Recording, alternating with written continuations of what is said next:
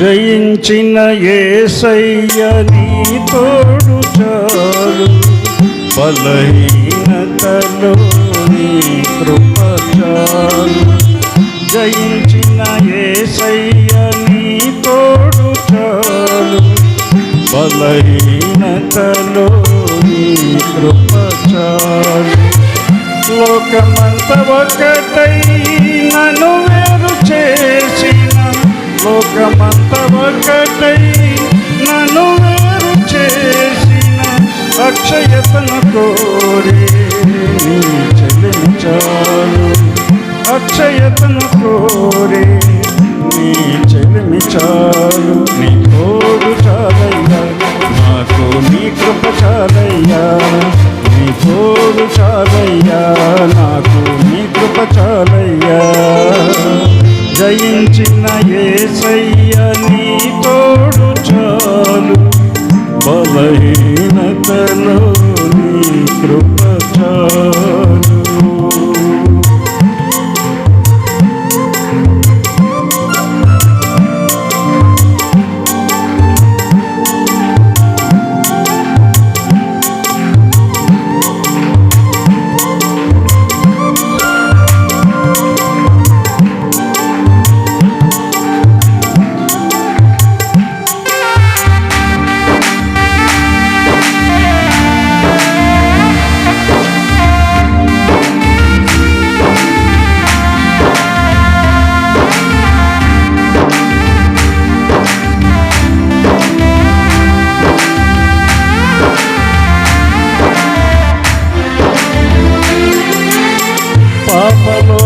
గదాలలో పడనీయక చేపట్టి, స్వార్థ ప్రియుల లోకంలో స్నేహబంధమైనావు.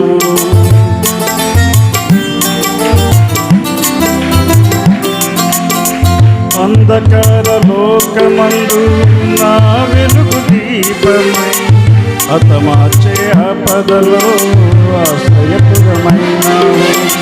ప్రేమ చూపే ప్రాణేశ్వరుడా నిన్ను మరువలేను, నీ తోడు లేకుండా నే బ్రతుకలేను. ఆదుకున్న ఆశ్రయుడా నిన్ను మరువలేను, నీ తోడు లేకుండా నే బ్రతుకలేను. నీ తోడు చాలయ్యా, నీతో నా కృప చాలయ్యా, నీ తోడు చాలయ్యా నాకు, నీ కృప చాలయ్యా. జయించిన యేసయ్య నీ తోడు చాలు, బలహీనతలో నీ కృప చాలు. లోకమంత ఒకటై నన్ను వేరు చేసిన అక్షయతను కోరే నీ చెలిమి చాలు. లోకమంత ఒకటై నన్ను వేరు చేసిన అక్షయతను కోరే నీ చెలిమి చాలు. నీ తోడు చాలయ్యా నాకు, నీ కృప చాలయ్యా, నీ తోడు చాలయ్యా నాకు, నీ కృప చాలయ్యా. జయించిన యేసయ్య నీ తోడు చాలు, బలహీనతలో నీ కృప చాలు. జయించిన యేసయ్య నీ తోడు చాలు, బలహీనతలో నీ కృప చాలు. కలుగునుగాక. ఆమేన్. అపోస్తలుడైన పౌలు తిమోతికి రాసిన మొదటి పత్రిక పాఠం 3వ అధ్యాయం 14-15 వచనాలు. శీఘ్రముగా నీ యొద్దకు వత్తునని నిరీక్షించుచున్నాను, అయినను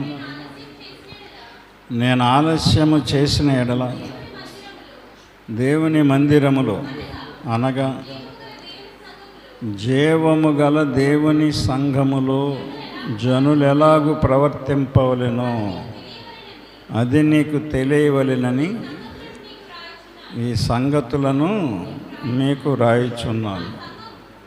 ఆ సంఘము సత్యమునకు స్తంభమును ఆధారమునై ఉన్నది. ప్రార్థన చేసుకుందాం. మమ్మను మిక్కిలిగా ప్రేమించిన యేసయ్య, మీకు వందనములు, స్తోత్రములు తండ్రి. ఈ మొదటి ఆదివారం మీ ఆరాధనలో పాలు పంచుకునే దీవెన మాకు ఇచ్చారు. వందనాలు తండ్రి. చదవబడిన వాక్య భాగాన్ని బట్టి నాతో అందరితో మాట్లాడి మీరే మహిమ ఘనత పొందుకోండి. మాట్లాడుచున్న నా నోటికి నాకు తోడైండి నన్ను బలపరిచి మీ శక్తిగల మాటలు, జీవం గల మాటలు పలకడానికి సహాయం చేయండి. విని గ్రహించే జ్ఞానం, జ్ఞాపశక్తి సంఘానికి దయచేయండి. వాక్యమయ్యున్న యేసయ్య నామమున ప్రార్థించి అడుగుచున్నాము తండ్రి, ఆమేన్. అందరికీ వందనాలండి.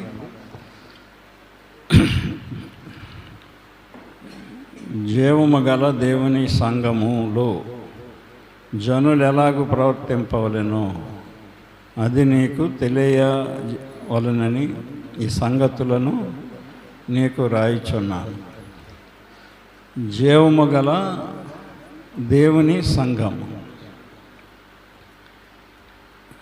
చెట్టుకి జీవం ఉంటే ఆ చెట్టు ఎదుగుతుంది. ఆ చెట్టుకి జీవం లేకపోతే ఎండిపోదు. సంఘమునకు కూడా జీవం ఉందని చెప్తున్నాడు. జీవం ఉంటే సంఘం ఎదుగుతుంది. సంఘములో జీవం ఉంటే సంఘం ఎదుగుతుంది. జీవము లేకపోతే ఎండిపోద్ది, చచ్చిపడి ఆగిపోద్ది, అక్కడే ఎదగదు. ఈనాడు సంఘాల్లో జీవం కనపట్లేదు. చెప్పుకోవడానికి సంఘాలు ఉన్నాయి కానీ ఎలాంటి వాక్యం విన్నా సరే జీవం రావట్లేదు. సంఘానికి ఎదుగుదల కనపట్టలేదు. ఎదగటం అంటే ప్రార్థనలో ఎదగాలి. ఒకసారి దైవజనులు చెప్పారు, నాని గారు, ప్రార్థనలో ఎదగాలని, వాక్యంలో ఎదగాలని, ఉపవాసంలో ఎదగాలని, ఇచ్చుట్లో ఎదగాలని, వచ్చుట్లో ఎదగాలని. సంఘానికే వచ్చుట్లో ఎదగాలి. ఎదుగుదల కనపట్లేదు సంఘాల్లో. అంటే జీవం లేదు, జీవం కనపట్లేదు. దేవుడు చెప్పిన మాటే మీకు నేను వివరిస్తున్నాను. శీఘ్రముగా నీ యొద్దకు వత్తునని నిరీక్షించుచున్నాను. త్వరగా రావాలని దేవుడు ఎదురు చూస్తున్నాడట. అయినను నేను ఆలస్యము చేసిన ఎడల, అది ఒకవేళ నేను ఆలస్యం చేసినట్లయితే, దేవుని మందిరములో అనగా జీవము గల దేవుని సంఘములో జనులు ఎలాగూ ప్రవర్తింపవలెనో అది నీకు తెలియవలనని ఈ సంగతులను నీకు రాయిచున్నానని చెప్తున్నాడు. ఎలా ప్రవర్తించాలి అంటే ఎలా ఎదగాలి. జీవం ఉంటే ఎదుగుతాం, జీవం లేకపోతే ఎదుగుదల ఉండదు. కనిన బిడ్డ ఎదగకపోతే తల్లికి తండ్రికి సంతోషం ఉండదు. ఆ బిడ్డను చూసుకుంటూ దుఃఖపడతారు. ఎదుగుదల ఉందనుకోండి సంతోషిస్తారు. ఇంకా ఆ బిడ్డకి ఇంకా ఏమేమి పెట్టాలో ఏంటో అని ఆలోచిస్తారు. ఎదుగుదల ఉన్నప్పుడు. ఎదుగుదల లేనప్పుడు పెడతారు ఎదగట్లేదు, ఇది ఎదగట్లేదు అని చెప్పేసి చల్లారిపోతారు, పెట్టడం తగ్గించేస్తారు. ఎప్పుడంటే ఎదగాల మనం. దేవుడు కూడా సంఘం ఎదుగుతూ ఉంటే ఆయన పెడుతూ ఉంటాడు, ఇస్తూ ఉంటాడు.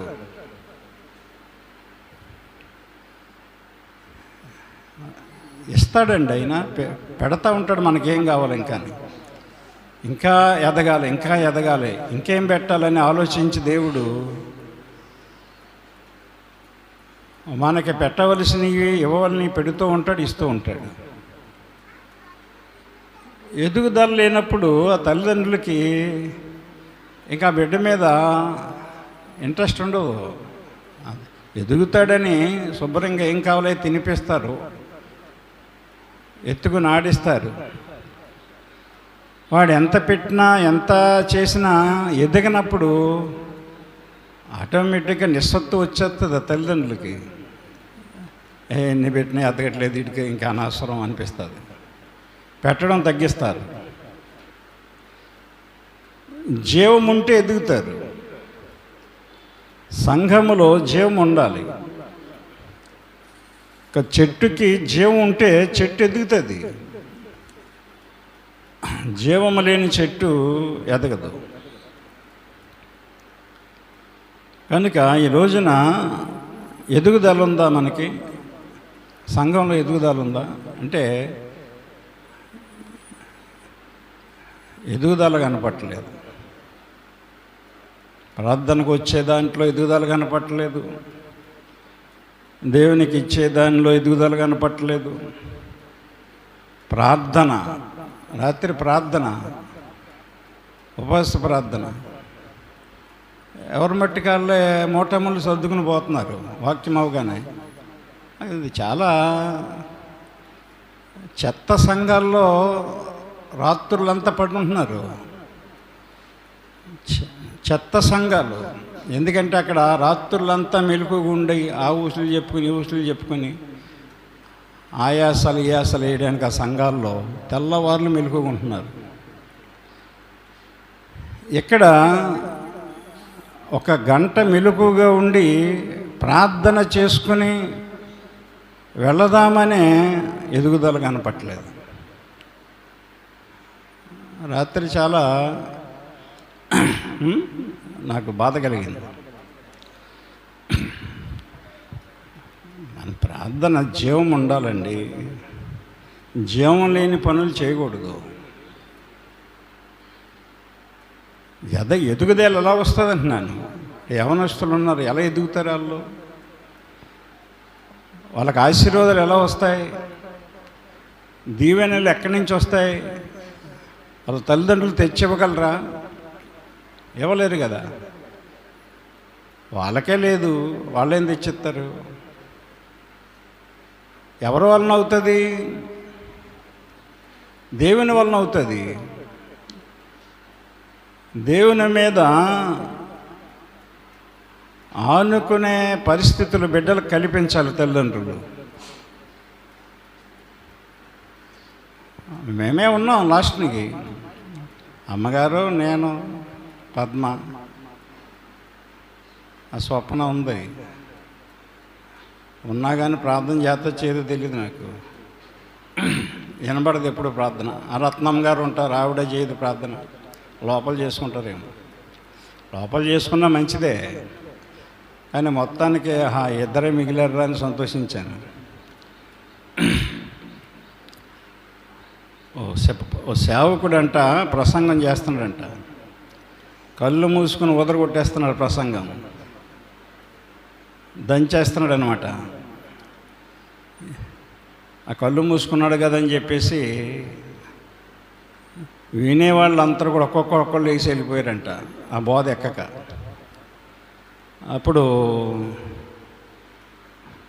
స్వప్నాలాంటి ఒక ఆవిడ లాస్ట్ వరకు ఉందంట. అప్పుడు ఆయన ప్రసంగం ముగించేసి కళ్ళు తీశాడంట. తెలిసేటప్పుడు ఎవరు లేరు, ఆవిడే ఉంది. నువ్వైనా నా బోధకే నిలబడ్డావమ్మా, ఆగావు, నిన్ను బట్టి నేను సంతోషిస్తున్నాను అన్నాడంట ప్రసంగికుడు.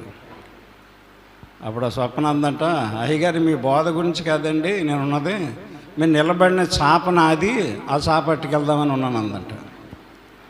నేను నిలబడిన చాప నాది. పూర్వం చాపలు వేసేవాళ్ళు, ఎంత మోపులు ఉండేవి కాదు ప్రసంగ పాస్టర్లకు మోపులు.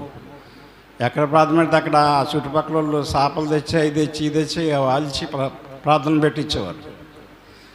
మీరు నిలబడిన చాప నాదంటే ఆ చాప పట్టుకెళ్దామని ఆగినందంట. అలాగే ఈ రోజున జీవం కనపట్టలేదు. జీవం ఉంటే ఉంటాం, నిర్జీవ స్థితిలో ఉంటే పోతాం. ఎదుగుదల కనపట్టలేదండి. నేను రావడం ఆలస్యమైనప్పటికీ కూడా దేవుని మందిరములో అనగా జీవము గల దేవుని సంఘములో, గుర్తుపెట్టుకోండి, దేవుని మందిరం అంటే జీవము గల దేవుని సంఘమే. మందిరం అంటే 4 గోడల్లో కాదు, 4 గోడలు కాదు. జీవము గల దేవుని సంఘమే దేవుని మందిరంగా కట్టబడాలి. దేవుని మందిరముగా కట్టబడాలి సంఘం. ఈ 4 గోడలో మనకి మందిరం,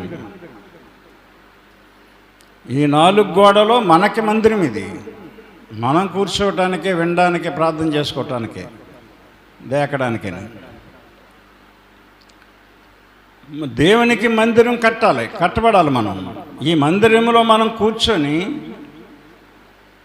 ఆయన వాక్యాన్ని విని ఆత్మీయతను నేర్చుకొని మనము జీవము గల సంఘముగా దేవుని మందిరంగా కట్టబడాలి. మనము దేవునికి ఆలయంగా కట్టబడాలి. ఈ ఆలయం మనకి, ఈ గోడలున్న ఆలయం మనకి. ఎందుకంటే మనం మనుషులం కాబట్టి, ఆయన జీవము గల దేవుడు కాబట్టి మనము జీవము గల దేవుని సంఘముగా తయారయ్యి ఒక మందిరముగా కనపడాలి ఆయనకి. ఇక్కడ అర్థం అదే. నేను ఆలస్యము చేసిన ఎడల దేవుని మందిరములో, దానికి ఎబ్రివేషన్ అర్థం చెప్తున్నాడు అక్కడ, కామ పెట్టి. అర్థమైందా? ఒక కామ పెట్టాడు అక్కడ. దేవుని మందిరములో కామ అనగా దానికి అర్థం చెప్తున్నాడు, జీవము గల దేవుని సంఘములో. అది జీవము గల దేవుని సంఘములో జనులు ఎలాగూ ప్రవర్తింపవలెనో అది నీకు తెలియవలెనని ఈ సంగతులను నీకు వ్రాయిచున్నాను. ఆ సంఘము, జీవము గల దేవుని సంఘము, ఆ సంఘం అంటే అది జీవము గల దేవుని సంఘము సత్యమునకు స్తంభమును ఆధారమునై ఉన్నది. ఆ సంఘము ఏ సంఘం? జీవము గల దేవుని సంఘముగా కట్టబడిన మనందరం. ఆ సంఘము సత్యమునకు స్తంభమును ఆధారమునై ఉన్నది. అది సత్యమునకు స్తంభం, ఆధారం. సత్యం అనగా ఏంటి? వాక్యం. అది వాక్యం ఉంటే జీవం ఉంటుందండి సంఘంలో. వాక్యమే జీవము, వాక్యమే దేవుడు. దేవునిలో జీవముంది, వాక్యమై ఉన్న దేవునిలో జీవముంది, దేవుడై ఉన్న వాక్యములో జీవముంది. అది ఆ సంఘము సత్యమునకు, అది వాక్యమునకు స్తంభమును ఆధారమునై ఉన్నది. నువ్వు ఒక ఆధారంగా, దేవుని వాక్యానికి నువ్వే ఆధారం. దేవుని వాక్యమునకు నువ్వే మూలస్తంభం. స్తంభంగా ఉండాలన్నమాట. స్తంభమును ఆధారమునై ఉన్నది. గమనించండి. నిరాక్షేపముగా దైవభక్తిని గూర్చిన మర్మము గొప్పదై ఉన్నది అని చెప్తున్నాడు ఆయన. చాలమ్మా. దైవభక్తిని గూర్చిన మర్మము గొప్పదై ఉన్నది. నిరాక్షేపముగా దైవభక్తిని గూర్చిన మర్మము గొప్పదై ఉన్నది. జీవం లేకపోతే ఎలాగండి? కదలిక లేదు అసలు సంఘంలో. కదలిక లేదు. మనందరం కలిస్తేనే సంఘం. జీవము గల సంఘముగా ఉన్నప్పుడే దేవుని మందిరంగా మనం కట్టబడతాం. దేవుని మందిరములో ఆశీర్వాదం ఉంటుంది, దేవుని మందిరములో సమాధానం ఉంటుంది, ఆనందం ఉంటుంది. దేవుని మందిరములో సంతోషం ఉంటుంది, దేవుని మందిరములో సమృద్ధి ఉంటుంది.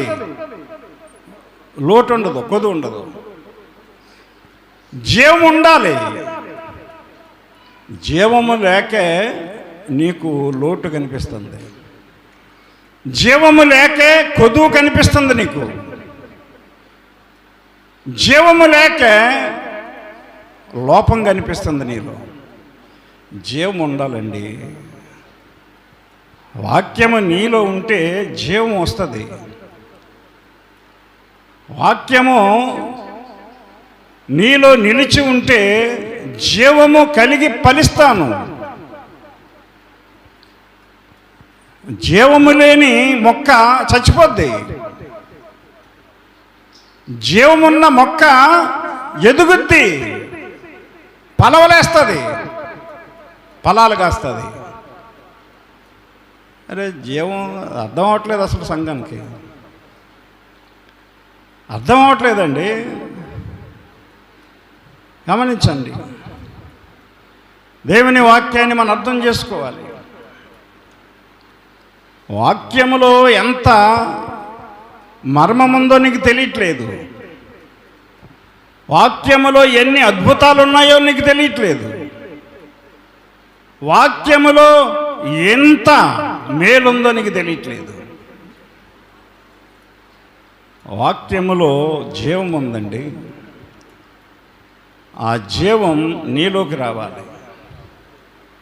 అప్పుడు నువ్వు జీవము గల వ్యక్తిగా, జీవము గల సంఘముగా కట్టబడతారు అందరూ. సంఘం ఉంటే ఏముందని నిరుపయోగం. లోకం మీద ఆధారపడిపోతున్నారు పూర్తిగా, లోకస్తుల మీద ఆధారపడిపోతున్నారు పూర్తిగా. లోకములో వెతుకులాట, లోకములో నసుకులాట.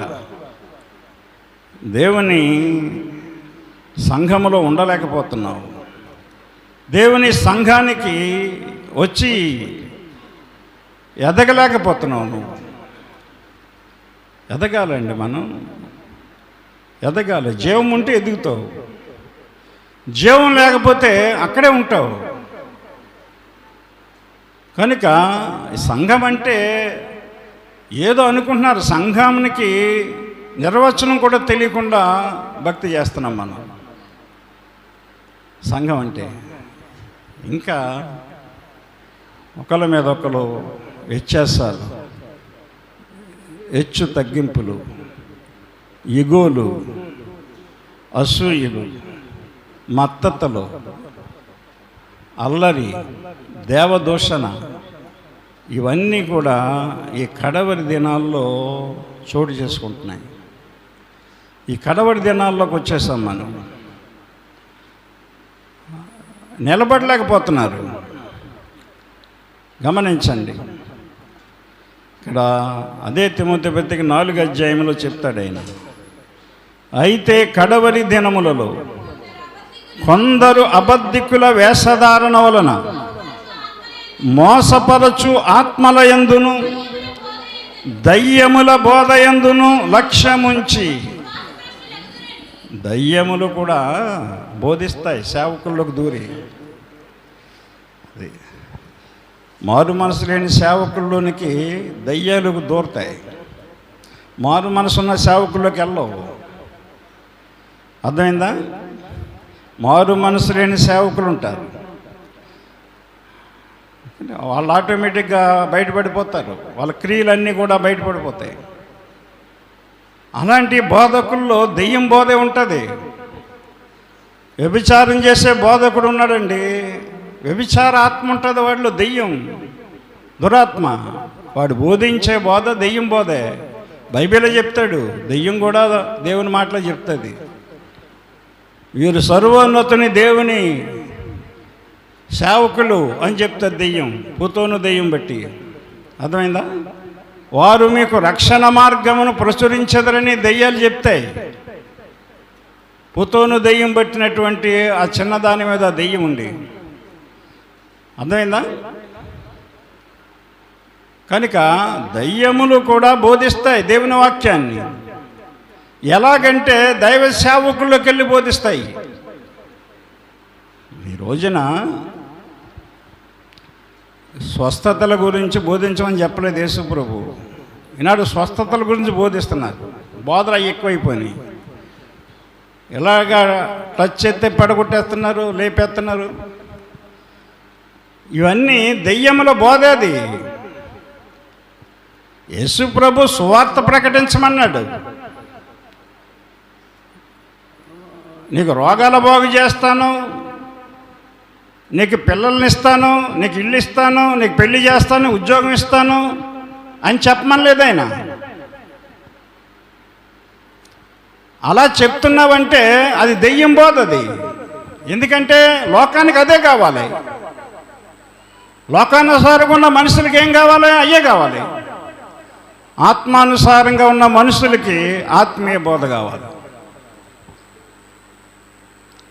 కనుక మేము దెయ్యమును వెళ్ళగొట్టాం నీ నామమున అని చెప్పినప్పుడు యేసుప్రభు ఏం చెప్పాడు? అక్రమము చేయువారారా నా యొద్ద నుండి పొండి అన్నాడు. అదేంటి మరి? నువ్వు దెయ్యాలను వెళ్ళగొట్టామని చెప్తే, స్వస్థతలు చేసామని చెప్తే, రోగాలు బాగు చేసామని చెప్తే, ప్రభు దగ్గరికి వచ్చి ప్రభు ఏమంటున్నాడు? మిమ్మల్ని అన్నాడు నేను ఎరగను, అక్రమము చేయవాలా నా యొద్ద తొలగిపోండి అంటున్నాడు. ఆ దినమందు అనేకులు నన్ను చూచి నీ నామమున ప్రవచించలేదా? నీ నామమున దెయ్యములను వెళ్ళగొట్టలేదా? నీ నామమున అనేకమైన అద్భుతములు చేయలేదా అని చెప్పుదురు. అప్పుడు నేను మిమ్మును ఎన్నడూను ఎరుగను, అక్రమము చేయువారలారా నా యొద్ద నుండి పొండని చెప్పాడు. మరి ఏంటిది? ఇదేంటండి? దెయ్యాలను వెళ్ళగొట్టిన వాళ్ళు ఆయన పేరునే దెయ్యాలు వెళ్ళగొట్టారట, ఆయన పేరుని అద్భుతాలు చేస్తారట, ఆయన పేరుని సూచక్రియలు చేస్తారట. ఇది కాదు దేవుని బోధ. మారు మనసు పొందాలి, నువ్వు పాపాన్ని విడిచిపెట్టాలి.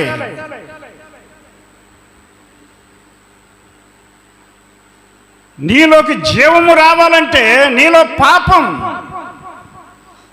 జీవం నీలో రావడానికి ఆటంకంగా ఉన్న పాపం తొలగిపోవాలి.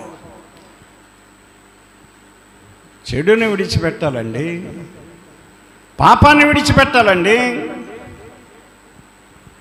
యేసు ప్రభు బోధది. పాపాన్ని విడిచిపెట్టమని చెప్పాడు ఆయన. తెగులు అనేది వస్తుంది పోద్ది, రోగం అనేది వస్తుంది పోద్ది, డబ్బు అనేది వస్తుంది పోద్ది, పిల్లలు అనేది పుడతారు పుట్టకపోతారు, ఉద్యోగాలు అనేవి వస్తాయి పోతాయి, వ్యాపారాలు వృద్ధి అవుతాయి పోతాయి. అవన్నీ నీకు చేయడానికి యేసుప్రభు రాలేదు ఇక్కడికి. నిన్ను ఒక జీవము గల దేవుని బిడ్డగా, దేవుని సంఘముగా నిన్ను కట్టడానికి లోకానికి వచ్చాడు ఆయన. ఆయన జీవము నీలో ఉండాలి.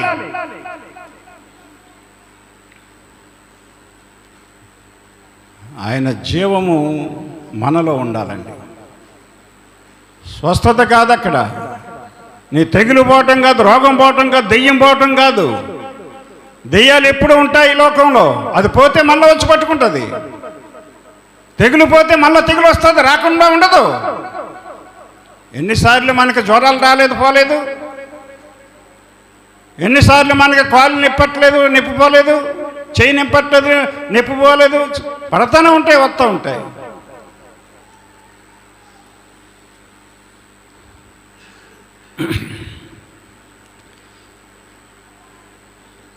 మిమ్మల్ని అన్నాడు ఎరగనన్నాడు అలటోళ్ళు ఆయన. ఈనాడు అలాంటి సేవలు చేస్తున్నారు ఇప్పుడు ఈ రోజున.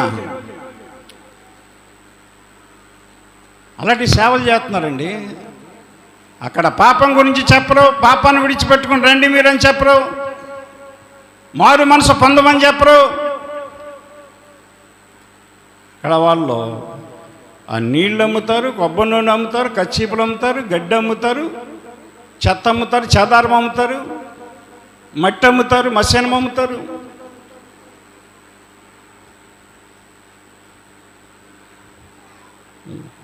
గుంటూరు సభలకు వెళ్ళిన వాళ్ళు అందరూ ఆ దేవదాసయ్య గారి సమాధి మీద అప్పుడు మట్టి వేస్తారట. ఆ కోటాలకల్లా ఆ సభలకల్లా ఒక 20-30 లారీలు మట్టి తోలిపించి సమాధి కింద పేరుతారంట అక్కడ దేవదాసయ్య గారి సమాధి.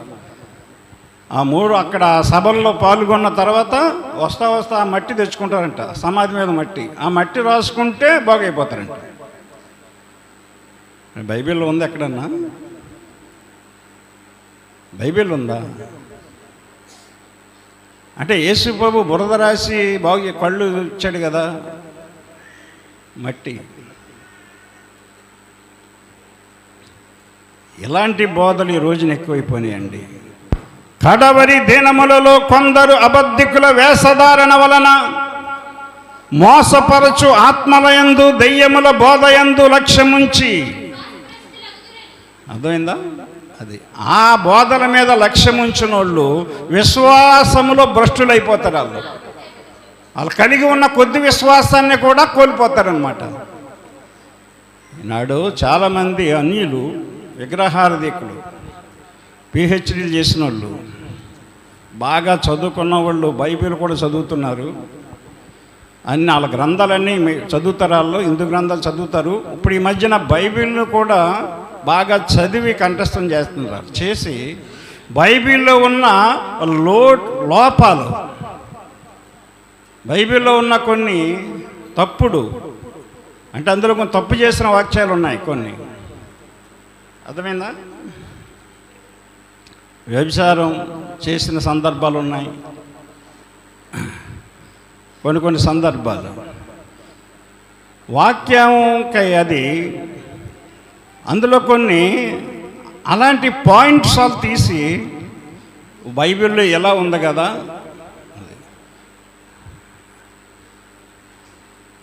మరి దీనికి మీ సమాధానం ఏంటని పోస్టులు పెడుతున్నారు.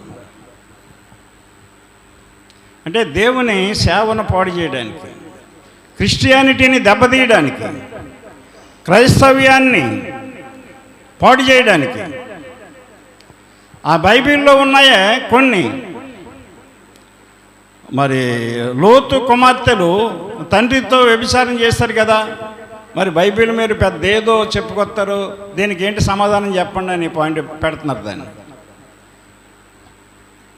అది అలా జరిగింది కాబట్టి అలాగ చేయకూడదని మనం నేర్చుకోవటానికి. అది కాలంలో వాళ్ళు అవిశ్వాసులతో జోడుగా ఉన్నారు. వాళ్ళు వెళ్ళి సొదొమ గొమొర్రా పట్టణాలకి వెళ్ళి కాపురం ఉన్నారు కాబట్టి అక్కడ వాళ్ళు అలా చెడిపోయారని దానికి నిదర్శనం.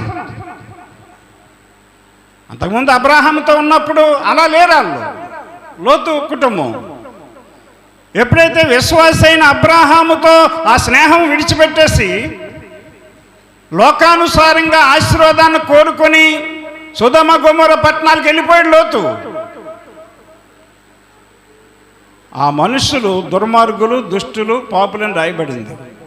అక్కడ వాళ్ళు మకాం వేసుకుని, గుడారం వేసుకుని, అక్కడ ఇల్లు కట్టుకుని, అక్కడ ఆ పట్టణస్థులతో వాళ్ళు కలిసి తిరిగారు.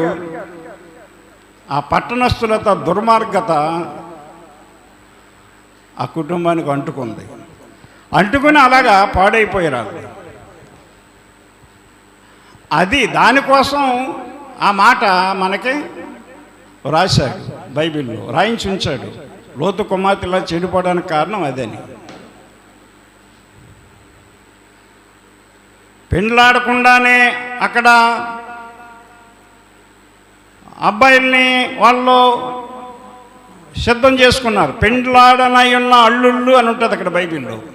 అంటే ముందే సెటప్ చేసుకున్నారు అబ్బాయిల్ని, లోతు కుమార్తెలు ఇద్దరు. దానికి వాళ్ళ తల్లి ప్రోత్సహించింది. తల్లులు కొంతమంది ప్రోత్సహిస్తూ ఉంటారు. ఇతను ప్రోత్సహించలేదు. ఇతను నీతిమంతుడు, దినదినం బాధపడుతున్నాడు పాపం. బాధపడుతున్నాడు, కానీ ఆ స్థలాన్ని విడిచి బయటికి రాలేకపోయాడు. అతను చేసిన తప్పు అది.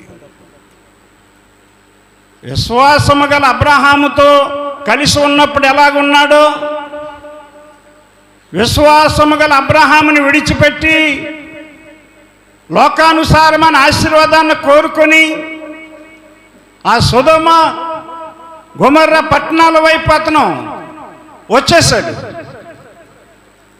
వచ్చేసిన తర్వాత ఆ దుష్టుల ఆలోచన చెప్పిన అక్కడ పాపుల మార్గాన్ని నిలబడ్డాడు. అతను నిలబడి తన కుటుంబాన్ని, 2 కుమార్తెల్ని పాడు చేసుకున్నాడు. తర్వాత గొమొర్ర పట్టణాలను కాల్చేస్తాడు దేవుడు. అప్పుడు ధర్మం చెప్పిన ఆ పురుషునితో పోవడానికి పురుషుడు ఎవడో లేడు కాబట్టి వాళ్ళ తండ్రికి బాగా మద్యం పట్టించి ఆ మత్తులో వాళ్ళిద్దరూ తండ్రితో పాపం చేశారు. అవిశ్వాసులతో సాంగత్యం ఎలా ఉంటుందిరా నాయనా, దుర్మార్గులతో దుష్టులతో సాంగత్యం చేస్తే ఇలాగే ఉంటుంది, మంచోళ్ళు కూడా పాడవుతారు, మంచోళ్ళల్లో లోతు కుటుంబం పాడవుతారని చెప్పడానికి అది. దాన్ని రోజున అన్ని మత పెద్దలు ఎలాంటి పాయింట్లన్నీ తీసి పెడుతున్నారు. అలాగే దశమ భాగాల గురించి వాటి గురించి కూడా పెట్టేది వాళ్ళే. పాస్టర్లు ఎవడో పెట్టడం, నిజమైన పాస్టర్ ఎవడో చెప్పడు. అలాగా వాక్యాన్ని, నిజమైన పాస్టర్ వాక్యాన్ని తప్పుడుగా చెప్పడు. నూర్చెడి ఎద్దుమూతికి చెక్కం పెట్టకూడదు. వాక్యోపదేశం పొందేవాడు ఉపదేశించేవానికి మంచి పదార్థాల్లో భాగం ఇవ్వాలి. సువార్త ప్రకటించేవాడు సువార్త వలన బతకాలి. కష్టపడేవాడు కష్టాన్ని బట్టి బతకాలి. వ్యాపారం చేసేవాడు వ్యాపారం బట్టి బతకాలి. ఉద్యోగస్తుడు ఉద్యోగం బట్టి బతకాలి. ఇవన్నీ దేవుడి నియమాలు. నిజమైన పాస్టర్ ఎవడో కూడా దశమ భాగాల నుంచి తప్పుడుగా పెట్టడం. అది మనం తెలుసుకోవాలి. ఎందుకంటే ఇదే కడవరి దినాలి. ఇదే 4వ అధ్యాయం మనం చదివాం కదా. అయితే కడవరి దినములలో కొందరు అబద్ధికులేరు, అది అబద్ధికుల వేషధారణ వలన మోసపరచు ఆత్మలయందు దెయ్యముల బోధయందు లక్ష్యముంచి, అది దెయ్యం బోధను నువ్వు తెలుసుకోవాలి. వాక్యాన్ని మార్చి చెప్తున్నాడంటే, వాక్యాన్ని ఇంకో రకంగా చెప్తున్నారంటే అది దెయ్యం బోధ. దేవుని బోధ వాక్యాన్ని వాక్యంలాగే చూడాలి. మనం వాక్యాన్ని వాక్యంలాగే బోధిస్తారు. ఆ బోధ యందు లక్ష్యం ఉంచితే విశ్వాస భ్రష్టులగుదురని ఆత్మ తేటగా చెప్పుచున్నాడు. ఉన్న విశ్వాసాన్ని కోల్పోతావు, నువ్వు భ్రష్టుడు అయిపోతావు. అది నీకే నష్టం. అబద్ధికుల బోధ వింటే నీకే నష్టం, మనకే నష్టం. మోసపరిచే బోధ వింటే మనమే నష్టపోతాం. గమనించండి, మనం జీవము గల దేవుని సంఘం అండి. వాక్యములో జీవం ఉంది. ఆ వాక్యమును బట్టే మనిషి బతుకుతాడు. మనుషుడు రొట్టె వల్ల మాత్రము కాదు కానీ దేవుని నోట నుండి వచ్చు ప్రతి మాట వలన జీవించును. అది దేవుని నోట నుండి వచ్చి ప్రతి మాట వలన మనుషుడు ఈనాడు జీవిస్తున్నాడు. ఎందుకంటే ఆయన మాటలో జీవం ఉంది. జలములొక చోటనే కూర్చబడి ఆదిన నేలగా కనబడుగా కానీ పలుకగా ఆ ప్రకారం ఆయను.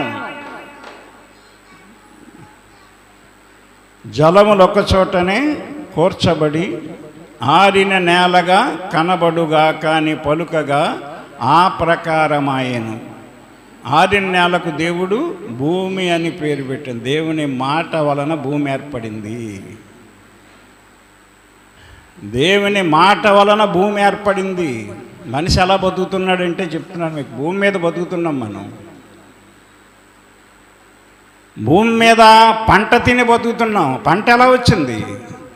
గడ్డిని విత్తనములిచ్చు చెట్లను భూమి మీద తమ తమ జాతుల ప్రకారము భూమి మొలిపించునుగా, కానీ దేవుడు పలుకగా ఆ ప్రకారమైన దేవుడు భూమి మీద మొలిపించాడు. ఆయన మాట పలికితే మొలిచాయి మనం తినే పదార్థాలన్నీ. ఇప్పుడు అది దేవుని మాట వల్ల బతకడం అంటేనే. మరి దేవుడు ఇలాంటి మాటలు పలికి భూమిని మనకిచ్చాడు. భూమి మీద మనకు కావలసిన ప్రతి పంటను మనకిచ్చాడు. మరి ఆ దేవుణ్ణి ఎలా చూస్తున్నాను? ఆ దేవుని కొరకు ఏం చేస్తున్నాను? వారం రోజులు నువ్వు కష్టపడి పని చేసుకో, 7వ దినం విశ్రాంతి దినం నా సన్నిధికి రా, నన్ను ఆరాధించు, నన్ను ఘనపరచు, నన్ను కీర్తించు, నీకు ఇంకా ఏం కావాలో అన్నీ ఇస్తానని చెప్తున్నాడు ఆయన. 6 దినాలు పని చేసేసుకుంటున్నాం, 7వ దినం కూడా పని చేసేసుకుంటున్నాం. బాగుంది? అది పద్ధతిగా ఉందా నీకు? నువ్వు మనిషివేనా? మనిషి జన్మ ఎత్తావా? అసలు నీ పుట్టుక ఎవరిచ్చారు? నీకు ప్రాణం ఎవరిచ్చారు? నీకు జీవం ఎవరిచ్చారు? ఏం ఆలోచిస్తున్నావు నువ్వు? దేవుని వాక్యాన్ని కూడా వక్రీకరించి మాట్లాడుతున్నావు నువ్వు. దేవుని వాక్యమును కూడా వంకలు తీస్తున్నావు. అది అసలు నీ బతుకేంటి? నీ వ్యవహారం ఏంటి? నీ శైలి ఏంటి? అసలు నువ్వు ఎవరి వలన బతుకుతున్నావు? ఆయన వలన బతుకుతూ ఆయనకి విరుద్ధంగా నడుస్తావా? ఆయనకి మాటకి విరుద్ధంగా మాట్లాడతావా? మనుషులు అంటారా మనల్ని? జీవం ఉందా మనసులో? మనలో జీవం ఉందా? ఆయన వలన మనం బతుకుతున్నాం. అపోస్తుల కార్యాలు 17వ అధ్యాయం 25వ వచనం మనం చదివితే, ఆయన అందరికీ జీవమును ఊపిరిని సమస్తమును దయచేయవాడు. అరే నీకు అందరికండి, మనకే, అన్యులకి, ముస్లింలకి, మనిషిగా పుట్టిన ప్రతి ఒక్కరికి కూడా జీవమును ఊపిరిని సమస్తమును దయచేస్తున్నాడు ఆయన. సమస్తమును ఇస్తూ ఉంటే ఆదివారం 1 గంట 2 గంటలు దేవుని సన్నిధికి రాలేకపోతున్నాం. ఆ బుధవారం 1 గంట దేవుని మందిలోకి రాలేకపోతున్నాం 8 నుంచి 9 వరకు. ఆ గురువారం 1 గంట దేవుని సన్నిధిలో ఉండలేకపోతున్నాం. శుక్రవారం 1 గంట దేవుని సన్నిధిలో ఉండలేకపోతున్నాం. శనివారం 2 గంటలు ఉపవాసం ఉండి ప్రార్థన చేయలేకపోతున్నాం. సమస్తమును దయచేస్తున్నాడు కదా ఆయన నీకు. నీ ఎండిపోయిన మొక్కనికి, పుచ్చిపోయిన మొక్కనికి మంచి భార్యని ఇచ్చాడు నీకు. ఏ యోగ్యత లేని, అందం సందం లేని మీకు అందమైన బిడ్డలను ఇస్తున్నాడు దేవుడు. చక్కటి సంతానం ఇస్తున్నాడు. వాళ్ళు పెరిగి పెద్ద అవుతున్నారు, సంపాదన తీసుకొచ్చి ఇస్తున్నారు నీకు. సమస్తం ఇస్తున్నాడు కదండి ఆయన. నువ్వు ఎక్కడెక్కడో తిరుగుతున్నావు. ఆటో దేవుడు ఇచ్చాడంటావు, ఆటో వెనుక ఆటో బేరం వస్తుంది, వెళ్ళిపోతున్నావు. పని దేవుడు ఇచ్చాడంటున్నావు, ఆదివారం పని ఇస్తున్నాడు, పనికి వెళ్ళిపోతున్నావు. మరి 6 రోజులు చేసిన పని ఏంటి?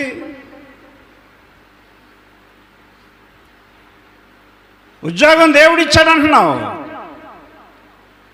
ఆ ఉద్యోగానికి వెళ్ళిపోతున్నావు. దేవుడు అనే మాట బాగానే చెప్తున్నావు, ఆ దేవునికి పట్ల ఎలా ఉండాలో ఉండలేకపోతున్నావు.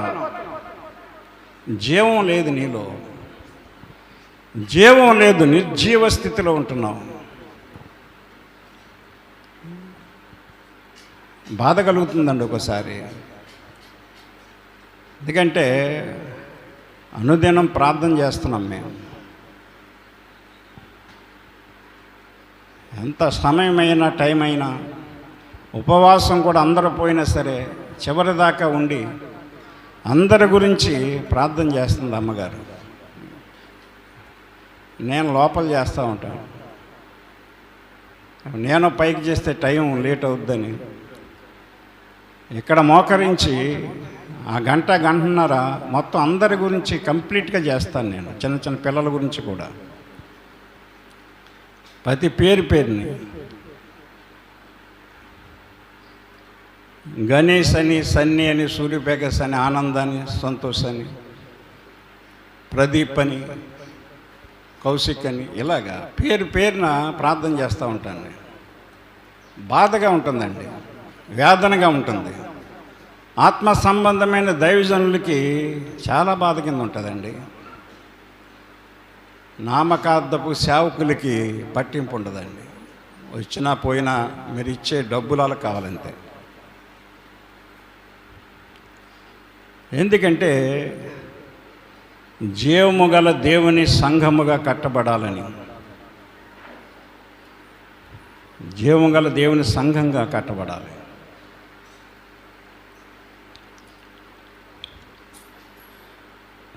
అదే పత్రిక మనం చూస్తే 4వ అధ్యాయంలో 8వ వచనం, శరీర సంబంధమైన సాధకము కొంచెము మట్టుకే ప్రయోజనము, కానీ దైవభక్తి ఎప్పటి జీవపు విషయములోను రాబోవు జీవం విషయములోను వాగ్దానముతో కూడినదైనందున. దేవుని వాగ్దానంతో కూడిందండి దైవభక్తి. అది అన్ని విషయములలో ప్రయోజనకరమగును. శరీర సంబంధమైన సాధకం చేయండి, కింద మీద పడి సంపాదించండి, 6 దినాలు కష్టపడి సంపాదించుకోండి. దేవుని సమయాన్ని దేవునికి ఇచ్చి మిగిలిన సమయం ఇష్టానుసారంగా సంపాదించుకోండి. అది కొంచెము మట్టుకే ప్రయోజనకరం. నువ్వెంత సంపాదించినా సరే అది కొంచెం మట్టుకే అని చెప్తున్నాడు ఆయన. శరీర సంబంధమైన సాధకము కొంచెము మట్టుకే ప్రయోజనకరము అగును, కానీ దైవభక్తి ఎప్పటి జీవము విషయములోను రాబోవు జీవం విషయములోను వాగ్దానముతో కూడినదైనందున అది అన్ని విషయములలో ప్రయోజనకరమగును. ఈ వాక్యము నమ్మదగినది, పూర్ణ అంగీకారమునకు యోగ్యమునై ఉన్నది. గమనించండి,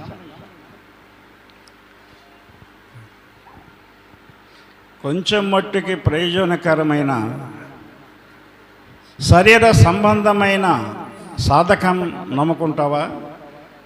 శాశ్వతమైనటువంటి వాగ్దానంతో కూడిన దేవుని సంబంధమైన సాధకాన్ని నువ్వు కోరుకుంటావా? ఆలోచన చేసుకో. దేవుని వాక్యాన్ని అర్థం చేసుకోవాలి. మీరు దేవుని వాక్యాన్ని అర్థం చేసుకోవాలి. మనము దేవుని వాక్యాన్ని మనం వినగలిగితే దేవునిలో ఉన్న జీవం, వాక్యములో ఉన్న జీవం మనలోకి వస్తుంది. కనుక యెషయా గ్రంథం 58:13 చెప్తాడు ఆయన. యెషయా గ్రంథం 58 అధ్యాయం 13 వచనంలో, నా విశ్రాంతి దినమున, అది విశ్రాంతి దినం అంటే ఆదివారం అప్పుడు లెక్క. పాత నిబంధన కాలంలో శనివారం విశ్రాంతి దినం, ఆదివారం మొదట ఆదివారం లెక్క. ఆది అంటే మొదలు అని అర్థం. ఆది, సోమ, మంగళ, బుధ, లక్ష్మి, శుక్ర, 6 దినాలు శుక్రవారంతో అయిపోయినాయి. 7వ దినం విశ్రాంతి దినం, శనివారము విశ్రాంతి దినం. అయితే ఇప్పుడు మనం ఆరాధించేది పునరుద్ధాన దినం. యేసు ప్రభు మన నిమిత్తం చనిపోయి సిలువ వేయబడి, చనిపోయి సమాధి చేయబడి, సమాధిలో నుండి 3వ దినమున తిరిగి లేచిన దినము పునరుద్ధాన దినం, ఆదివారం. పెందలకడే ఆయన లేచాడంటే, కనుక పెందలకడే లేచి మనం దేవుని సన్నిధికి రావాలి. వచ్చినప్పుడు దేవుడు ఒకని తల్లి వాణిని ఆదరించినట్లు నేను మిమ్మను ఆదరించెదను అంటాడు ఆయన. ఆదివారం పెందలకాడ దేవుని సన్నిధికి రావాలండి. యెషయా 66లో ఉంటుందన్నమాట. ఒకని తల్లి వానిని ఆదరించినట్లు నేను మిమ్మల్ని ఆదరించదను, యెరూషలేములోనే ఆదరించదను. యెరూషలేము అనగా దేవుని పట్టణం, దేవుని మందిరం. దేవుని మందిరానికి వస్తే దేవుడు నిన్ను ఆదరిస్తాడు, ఆశీర్వదిస్తాడు ఆయన. చదవండి యెషయాది. విశ్రాంతి దినమున వ్యాపారము చేయకుండా, అది నాకు ప్రతిష్ఠితమైన దినమని నీ ఊరకుండిన ఎడల, విశ్రాంతి దినము మనోహరమైనదియు యెహోవాకు ప్రతిష్ఠిత దినమనియు ఘనమైనదనియు అనుకుని దానిని ఘనముగా ఆచరించిన ఎడల, ఘనముగా ఆచరించిన ఎడల, ఘనముగా ఆచరించిన ఎడల, అది ఓపిక లేకపోయినా సరే ఘనంగా ఓపిక తెచ్చుకుని దేవుణ్ణి ఆరాధించాలి మనం. ఘనముగా ఆచరించిన ఎడల నీకిష్టమైన పనులు చేయకయు మానేయాలంటే. నీకు ఎంత ఇష్టమైన సరే పని మానేయాలి. ఎంత ఇష్టమైన, ఎంత ఇస్తానని వెళ్ళకూడదు. ఇంక నువ్వు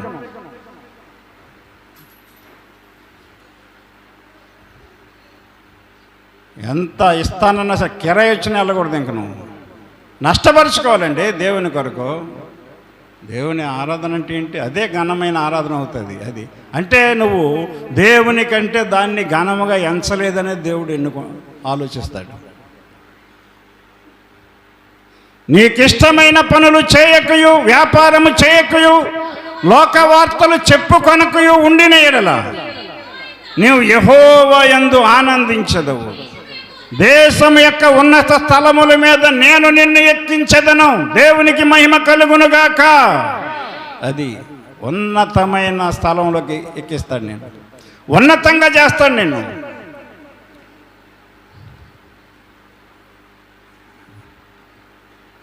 విశ్రాంతి దినమున వ్యాపారం చేయకూడదు, వ్యవసాయానికి వెళ్ళకూడదు, దేనికి వెళ్ళకూడదండి. దేవుడు మనకు నియమించిన దినం ఇది. దేవునికి ప్రతిష్ఠితమైన దినం, మనోహరమైన దినం, ఘనమైన దినం. ఘనముగా దేవుణ్ణి ఆరాధించాలి, మనం గొప్పగా ఆరాధించాలి. జీవం ఉండాలండి మనలో, జీవం ఉండాలి. అలా చేసినప్పుడు ఆయన నిన్ను రక్షించకుండా ఉండలేడు, నీ ప్రార్థన వినకుండా ఉండలేడు. ఆయన ఏమీ చేయకుండా నువ్వు ప్రార్థన చేసేస్తే వినేస్తాడా? నేను రక్షించమని అడిగితే రక్షించేస్తాడా? బోధ అది కాదు కదా, దయ్యాలు బోధ కాదు ఇక్కడ. దేవుని బోధ మనం వినాలి, మారు మనసు పొందాలి, నీలో ఉన్న చెడుతనం విడిచిపెట్టుకోవాలి, ఈగోని విడిచిపెట్టుకోవాలి, అహంకారాన్ని గర్వాన్ని విడిచిపెట్టుకోవాలి, తగ్గించుకోవాలి. దేవుడు నిన్ను గొప్పగా ఇచ్చేస్తాడు, ఉన్నత స్థలముల మీదకి ఎక్కిస్తాడు ఆయన. నువ్వు తగ్గించుకోకుండా ఏది జరగదు నీకు. దేవుడండి ఆయన, దేవుడైనా నువ్వు తగ్గించుకున్నావో లేదో, నీ గర్వం విడిచిపెట్టావో లేదో ఆయన తెలిసిపోద్ది. నీ హృదయాన్ని చూస్తాడు ఆయన. హృదయాన్ని జాగ్రత్తగా కాపాడుకోవాలి, ఎందుకని హృదయంలో తిష్టేస్తాయి ఇవన్నీ. అర్థమైందా? నీ హృదయం గమనించండి. నీ హృదయంతో దేవుని మాటలో నువ్వు వినాలి. నీ హృదయంలో దేవుని జీవము గల వాక్యం ఉంటే నీ హృదయానికి ఏ బాధ ఉండదు, ఏ నొప్పి ఉండదు, ఏ తెగులు ఉండదు. అర్థమైందా? అది చెప్పాడు అక్కడ సామెతలు అనుకుంటాను 3:7 సామెతల కింద 3:7 నేను జ్ఞానిని కదా అని నీవు అనుకొనవద్దు. చాలామంది ఇక్కడ దెబ్బతింటున్నారండి. అదేదా చాలా ఎవరికాల్లో జ్ఞానం లేకపోయినా సరే నేను జ్ఞాని అనుకుంటున్నారు, నేను తెలివైనోడిని తెలివైందని అనుకుంటున్నారు. అందుకనే ఎదగట్లేదండి. అందుకని ఎదగట్లేదండి క్రైస్తవులు. ఎదుగుదల లేదండి క్రైస్తవుల్లో, ఎదుగుదల లేదు. జీవం లేకుండా పోతుంది. ఎందుకంటే నీకే నువ్వు జ్ఞానం అనుకుంటున్నాను. దేవుని జ్ఞానం గల మాటలు ఇంకేంటో నువ్వు వినవు. దేవుని ఆ వాక్యానికి 10 ఏకలు తీస్తున్నారు ఈ రోజున. ఒక వాక్యానికి కోడిగిడికి ఏకలు తీసినట్టుగా వాక్యాన్ని వక్రీకరించి మాట్లాడుతున్నారు, ఇష్టానుసారంగా మాట్లాడుతున్నారు. అది వాక్యము దేవుడై ఉన్నాడు. వాక్యాన్ని నువ్వు వక్రీకరిస్తున్నావంటే దేవుడిని వక్రీకరిస్తున్నట్టే. ఇక నువ్వు ఎలా బాగుపడతావు, నువ్వు ఎలా ఎదుగుతావు? కరెక్ట్ కాదు అది. ఏం చెప్తున్నాడు అక్కడ? జ్ఞాన్ని అనుకునే నాశనం అయ్యాడు అతను సొలొమోను. మామూలుగా కాదు, గొప్ప జ్ఞానవంతుడు, భాగ్యవంతుడు. అతను వంటి ధనవంతుడు లేడు, జ్ఞానవంతుడు లేడు, ఇప్పటికీ లేడు. అర్థమైందా? ఇప్పటికీ లేడండి. ఉండడని చెప్పాడు దేవుడు. నీలాంటి వాడు ఉండడు అన్నాడు. లేడు, ఉండడని చెప్పాడు దేవుడు. చెప్పేశాడంటే ఉండడు. ఇంకా సొలొమోనంత జ్ఞానవంతుడు. 100 మంది భార్యల్ని మెయింటైన్ చేసిన వ్యక్తి అండి అతను. ఎవడన్నా ఉన్నాడా? ఉండడండి. 100 మంది స్త్రీలను మెయింటైన్ చేశాడంటే అతని కెపాసిటీ ఎంతో చూసుకోండి. అతని పవర్ ఎంత, అతని బలం ఎంతో, అతని తెలివితేటలంతో. ఒక్క ఆడదాన్ని హ్యాండిల్ చేయలేకపోతున్నాడు మగోడు.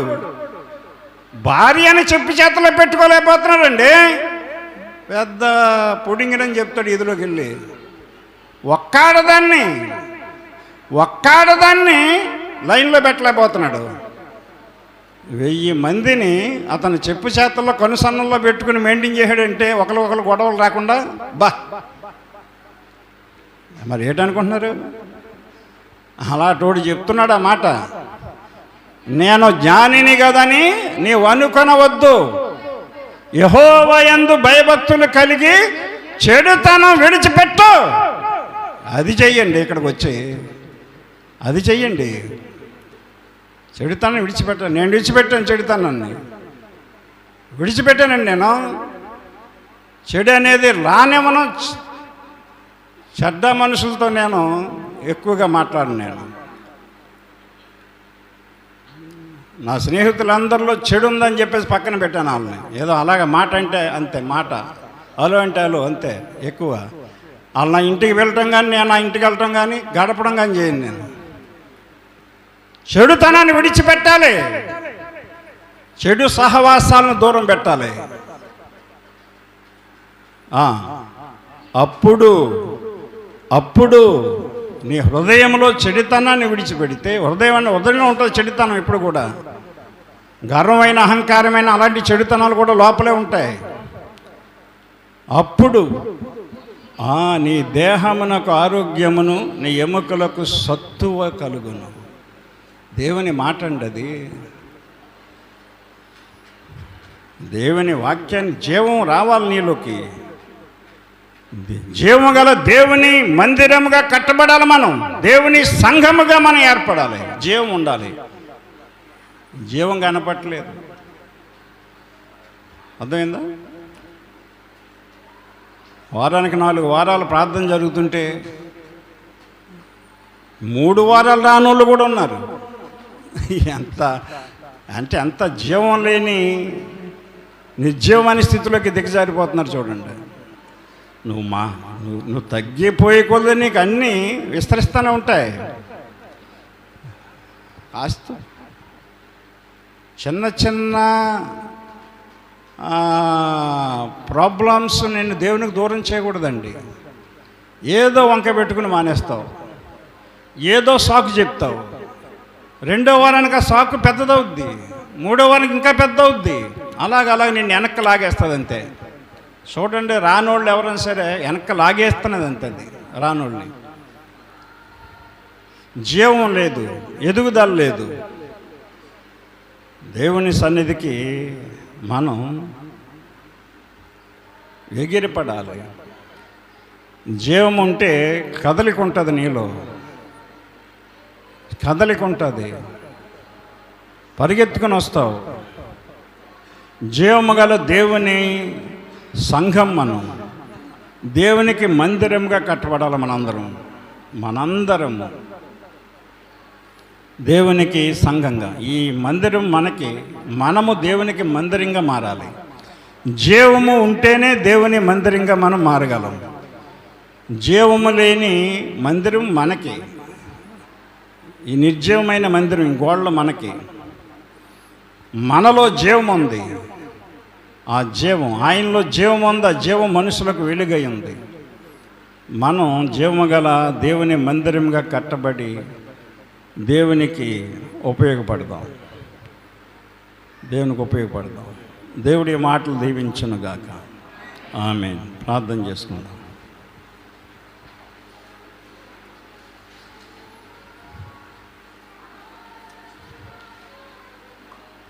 ఆరు దినములు కష్టపడి నీ పనంతయు నువ్వు చేసుకోవాలి.